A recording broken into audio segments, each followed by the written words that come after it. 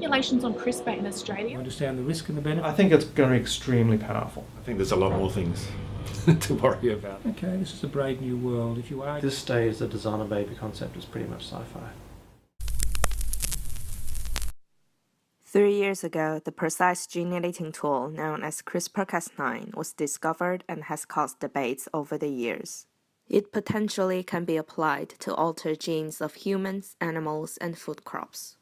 In February, the US intelligence community published its worldwide threat assessment. Gene editing technology was listed along with nuclear forces and chemical weapons as a weapon of mass destruction and proliferation. But Australian scientists are being positive and reassuring. Scientists, by and large, are very much self-policing because there's things that we do want to do and things that we don't want to do. And then we have ethical oversight at the institutional level as well as at the funding level.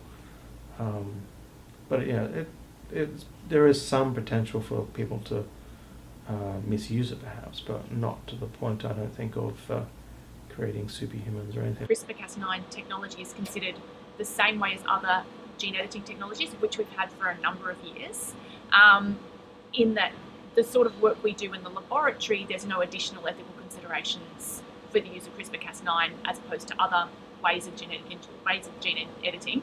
It's just that this works a little bit better in our hands at the moment than some of the things we've had previously. So in terms of laboratory-based science, I think that there's no additional considerations with CRISPR-Cas9.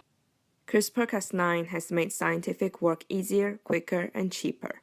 But some may also argue that different regulations or ethical standards in different countries may increase the risk of creation of potentially harmful biological agents or products. Standards in other countries are high. There's people that go overseas to receive stem cell therapy, and I think this is a very bad practice and should not be allowed.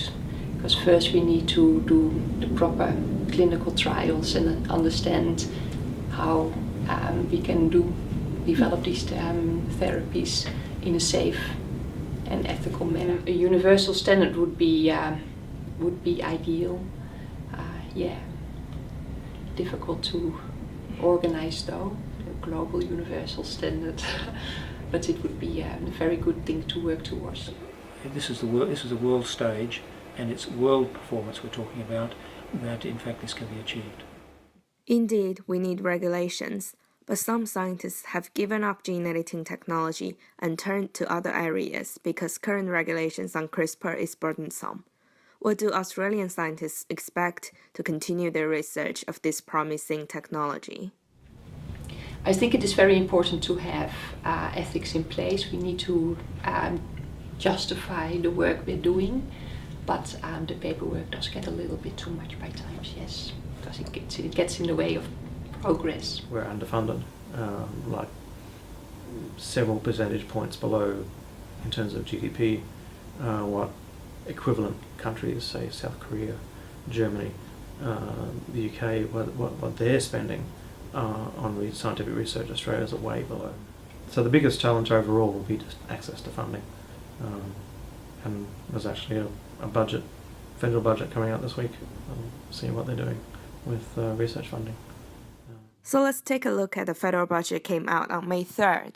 New measures include an additional $200 million for Antarctic science and $100 million for Geoscience Australia. For bioscience, on the other hand, money isn't flooding, but at least there is funding for the coming year. I think if the government's really looking, it needs to be constantly looking at, because it's such a constantly changing field, looking at the things which could most positively impact on the country's future and making those priorities.